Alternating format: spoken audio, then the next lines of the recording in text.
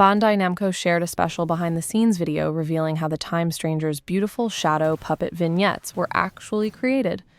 Not digitally, but in the real world. The team started from a base design, but turning that into a flat silhouette wasn't simple. They spent most of their time adjusting details and checking back with Bandai Namco to make sure everything felt right. Interestingly, what we call a shadow puppet here isn't a pure silhouette. It's what the creators call a pseudo-silhouette.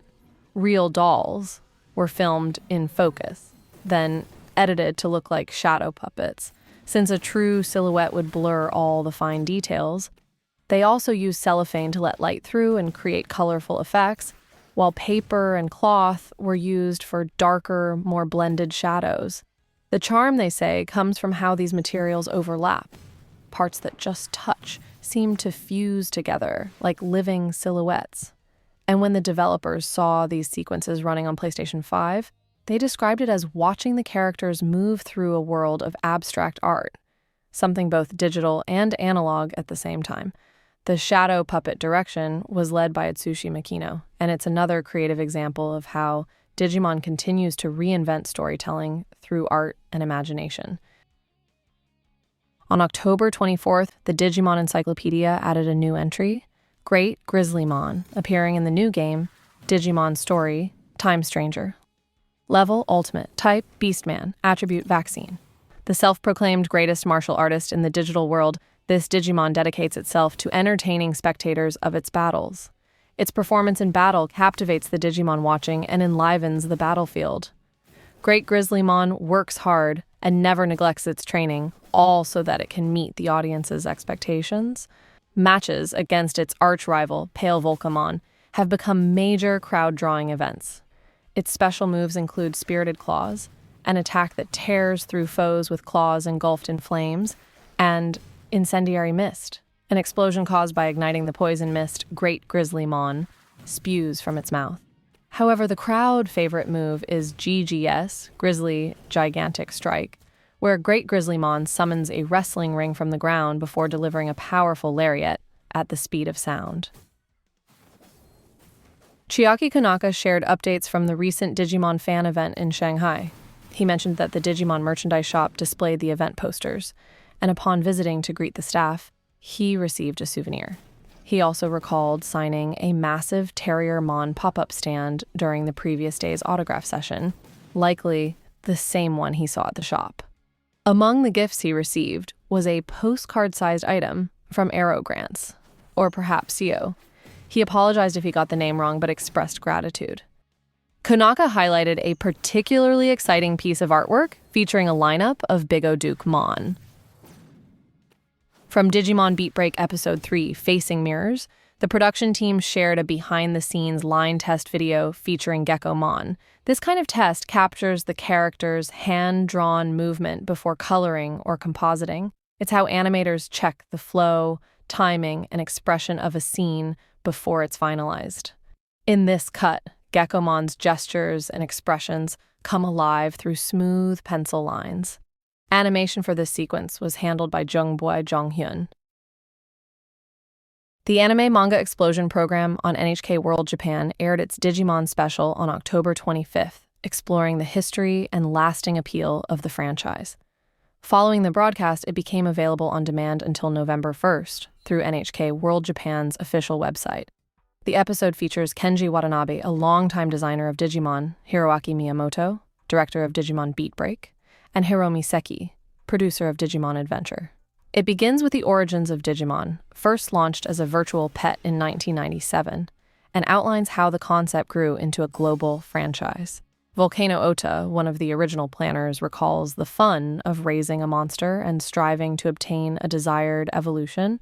He remarks that having full illustrations in addition to the pixel sprites helped children imagine their Digimon more vividly. Kenji Watanabe discusses his creative approach. Since Digimon are monsters, he sought to give them a slight sense of unease, emphasizing muscles, veins, and shadow, influenced by American comics rather than cute aesthetics. His aim was to make them look alive and distinct from other franchises. Over his career, Watanabe has designed more than 1,000 Digimon. He also shares a personal thought. He hopes that his Digimon designs will continue to live on even after he is gone, enduring as part of the series' world. The program explains how Toei Animation was approached to produce an anime adaptation. Hiromi Seki, known for several successful shows, became the producer for Digimon Adventure. Her idea was to select a handful of Digimon and pair them with human children, a structure that the developers fully supported. Digimon Adventure premiered in 1999, introducing the concept that the children's emotional growth directly influenced their Digimon's evolution. Seki mentions she observed Pokémon closely and asked children what they disliked about the Pokémon anime. Their feedback shaped her direction. Pokémon aimed for cute, while Digimon would pursue cool. The anime portrayed 8 children facing realistic family issues, divorced parents, distance, or difficulty communicating, and learning to grow alongside their Digimon partners. That focus on emotional maturity helped make the series a global success, followed by multiple product lines and worldwide popularity. The special then transitions to the present and the creation of Digimon Beatbreak, the 10th television series in the franchise.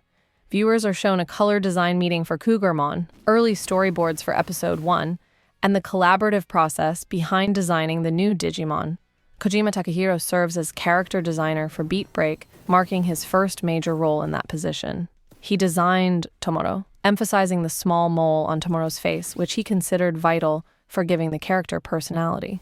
The episode notes that Tomoro's expressive eyes are another defining trait, reflecting Beatbreak's tone and emotional style. The program also focuses on the creation of Gekomon, designed at the request of director Hiroaki Miyamoto, who wanted a creature based on a lizard. Kenji Watanabe provided several drafts before finalizing the version that featured the tongue as a central design element. Gekomon's final appearance contains intentional flaws, such as a torn tail visible near the end of the feature, highlighting that it is incomplete, much like Tomoro. Its eyes are uniquely designed, and its proportions were shortened for the final model. A separate section highlights Digimon's signature evolution sequences. Hirota Noriyuki animated the Pristimon to Wolvermon evolution for Episode 1, designing it for reuse throughout the series and deliberately slowing certain moments for impact. Director Hiroaki Miyamoto adds that with Beatbreak, he wanted to give fans hope for the future by creating a world they would truly like and see it as a fun place to live. Later, the program features footage from Digimon Expo, which took place the previous month and drew over 7,000 fans. Clips show exhibitions, on-stage presentations, and interviews with attendees celebrating Digimon's 25-year legacy. This is the Digimon New Century Encyclopedia. Today's feature the evolution line of Raijinmon, a Digimon said to be named after the thunder god of Eastern legend, known for its close combat strength. Rookie stage, Hagurumon, a gear-shaped machine-type Digimon whose body is packed with countless spinning gears. If even one gear comes loose, its entire system stops functioning, ending its life activities. It can inject computer viruses into opponents and manipulate them at will, a power often exploited by evil Digimon.